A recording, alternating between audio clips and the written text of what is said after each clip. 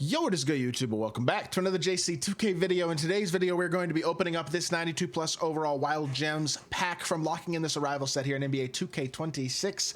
My team. Before we hop into the video, if you haven't already, make sure you hit that subscribe button. Help me push towards the 50,000 subscriber mark on the channel. We are uploading every single day, multiple My Team videos a day, grinding as much My Team content as anyone. Would really appreciate it if y'all do subscribe.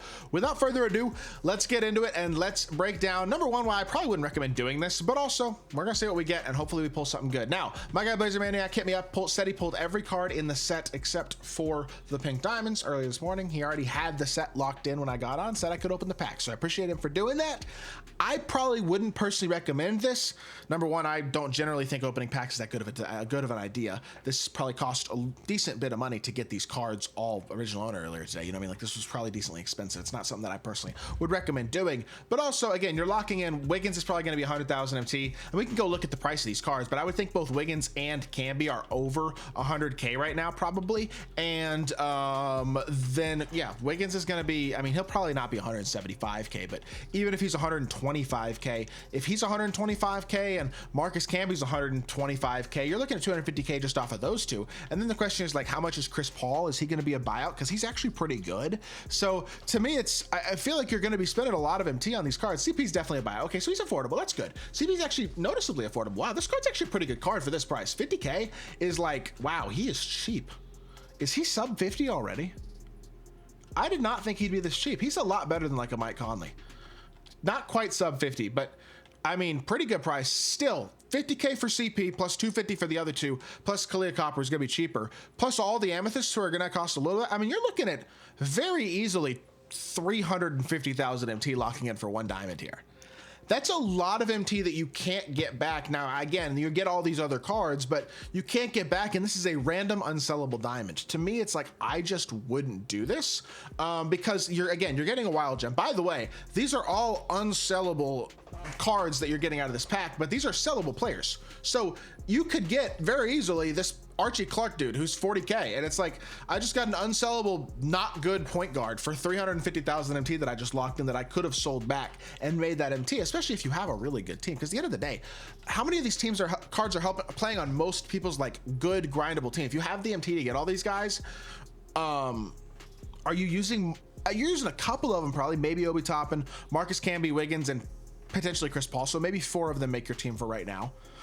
Even if 4 of them make your team for right now, they're not going to for that long.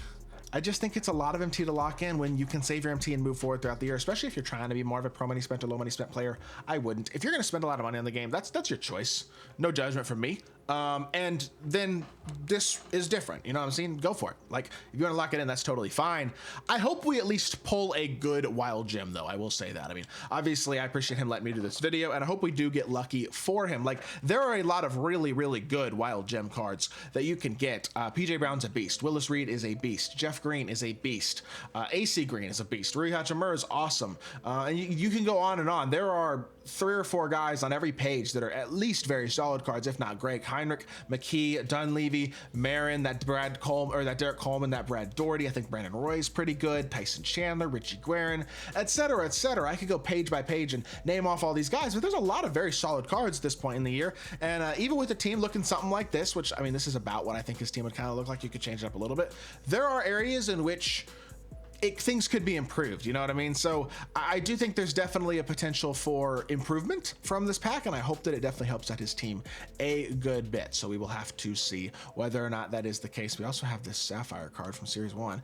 He probably already has it. I wonder how far along he is on Series 1 collections. I want to get Serge Ibaka on my Pro Money Spent account, but I just think it's going to cost me too much MT to lock in the sets, even though I already do have like a lot of the I have several of the rubies. I have Jokic, I have Shea, I have Ja, I have Anthony Davis. I have a few of the rubies in that Western Conference, and unfortunately, I still have not.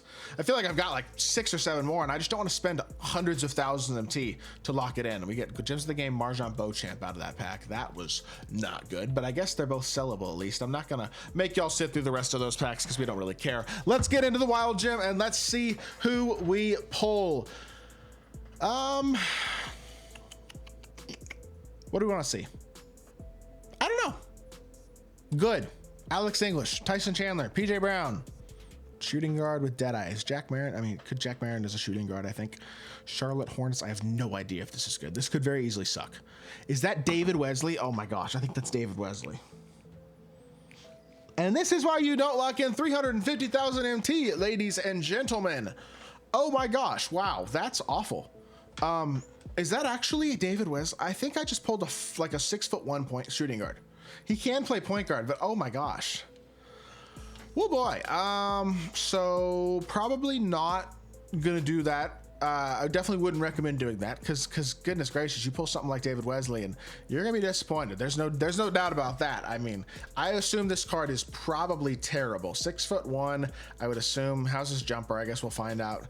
Probably can't dunk defensively. I mean, he's got a good escape at least. Dribble style seems okay, I guess. Not great. Dragbacks, whatever. Jump shot is, honestly, it used to be good. It looks like it used to be base 98, but it's like D Wade's jumper, which isn't that good anymore. He's a 6'1" point guard with a beta jumper. Woo boy. Wow. 94 3 ball, but can't really dunk. Defensively, you have 85 perimeter, 37 interior at 6'1". Yeah, this card sucks. All right, well, that is really unfortunate. So do not lock in 350,000 MT for a pack that includes a sellable card that has a very good chance of potentially being somebody who is, I mean, how much can I search him from here? I can't. Okay, we can go check and see if he's on the auction house. But I have to think a 6'1" bad defensive point guard who doesn't dunk and has a mid jump shot is not a desirable card to anybody. And he is 39,000 MT. Yeah. Woof. That's unfortunate. I feel bad about that pull. That is not what I wanted to happen, obviously, but I do think that's good for at least the people who are watching this video who are considering maybe doing this. I would not. Last week, I think a lot of people locked in this Game On set because they got a lot of the cards for free. There were a lot of Game On deluxe packs that were earnable in different things. I think I pulled like all of the Amethysts and Mike Conley as unsellable cards from the Game On set throughout Game On reward packs from different modes and level up rewards and things like that throughout the week. And I think that led to a lot of people locking the set in because they only had to buy a couple cards. That's not going to be the case with this week with this Arrival set unless you have a super lucky 10 bucks because you don't get the same frequency of these free deluxe packs from that Arrival set because those are basically from seasonal mode rewards, not from weekly stuff. So these are going to be very expensive sets to complete because you're going to need all the cards, and Wiggins and Camby are both expensive. I wouldn't do it. I just don't think the logic is good at all. That is my opinion. I think y'all understand it, and I think I'm going to call the video there. Unfortunate poll, but it is what it is. I guess that's kind of how it goes sometimes when you take a risk on something like this. And my bad, Blazer. Sorry, dude. Hope y'all did enjoy the video. If you did, make sure you hit that like button, leave a comment, and subscribe. I'll be back with more 2K content very, very soon. I appreciate y'all. Peace.